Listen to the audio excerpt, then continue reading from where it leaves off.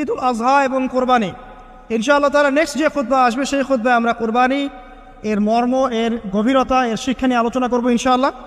তবে কোরবানির সামনে আছে, এই 10 দিনের মধ্যে আমরা পশু কিনব।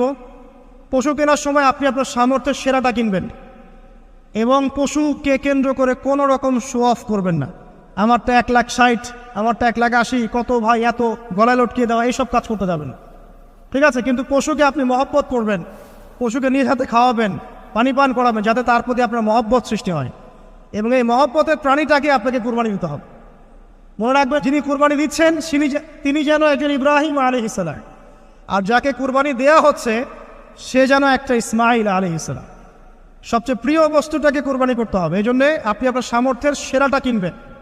এখানে অনেক মাসআলা আছে, আমি মাসআলাগুলো দিতে যাচ্ছি না। অনেক বড় বড় আলেম ওলামা আছেন, তাদের শরণাপন্ন হয়ে আপনারা এগুলোর মাসআলা নিয়ে নেবেন, ঠিক আছে? তবে আমি একটা বিষয় বলবো, খালি কুরবানিকে কেন্দ্র করে কোনো রকম রিয়া, অহংকার, লোক দেখানো কাজ করতে যান এবং পরিবেশ দূষণ হয় এমন কোনো কাজ করতে যান।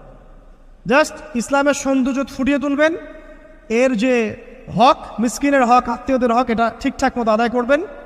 এখানকার গোশত, রক্ত, মাংস কোনো কিছু আল্লাহর কাছে যাবে না, শুধুমাত্র আমার বিশুদ্ধ ইখলাসটাই আল্লাহর কাছে যাবে। অতএব এটা মনে রেখে কুরবানি করা উচিত। আল্লাহ পাক তৌফিক এনায়েত করুন, আমিন।